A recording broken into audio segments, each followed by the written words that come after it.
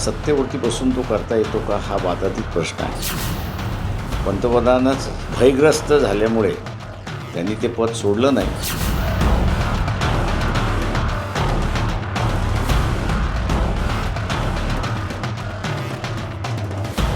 भारत देशात आपल्या धर्माचा प्रचार प्रसार करायला पाहिजे, पण त्या अगोदर आपण कुठल्या पदावर आहोत हे पाहायला हवं, असं म्हणत प्रकाश आंबेडकर यांनी पंतप्रधान नरेंद्र मोदींनी प्राणप्रतिष्ठा करण्यावर आक्षेप घेतलाय.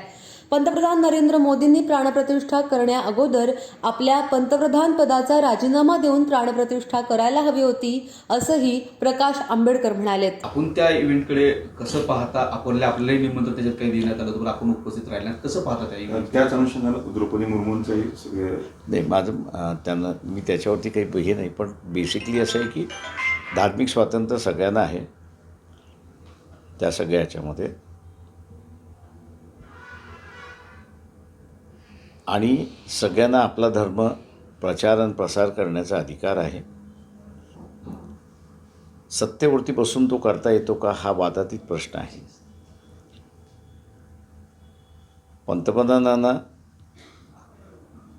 उपस्थित राहायचं होतं तर त्यांनी पंतप्रधानाचं पद त्या क्षणापुरतं राजीनामा देऊन कोणाकडे तरी दिलं पाहिजे होतं. मग त्यांनी असं उद्घाटन प्रतिष्ठापना याला हजर राहिले असते तर कोणाचंही वावगं नसतं, कोणाचाही विरोध नसता. पण दुर्दैवाने पुन्हा ते पद आपल्याला मिळेल का याची शाश्वती नसल्यामुळे पंतप्रधानच भयग्रस्त झाल्यामुळे त्यांनी ते पद सोडलं नाही आणि विधी केला, अशी असणारी परिस्थिती आहे. आंबेडकरांच्या या वक्तव्यावर भाजप पक्षाकडून अजून तरी कोणतीही अधिकृत प्रतिक्रिया समोर आलेली नाही. त्यामुळे यावर भाजपकडून काय प्रतिक्रिया दिली जाते हे पाहण्यासारखं असेल. पण तुम्हाला त्यांचं म्हणणं पटतंय का? तुमचं म्हणणं काय? खाली कमेंट बॉक्समध्ये अवश्य कळवा आणि पाहत रहा लोकमत.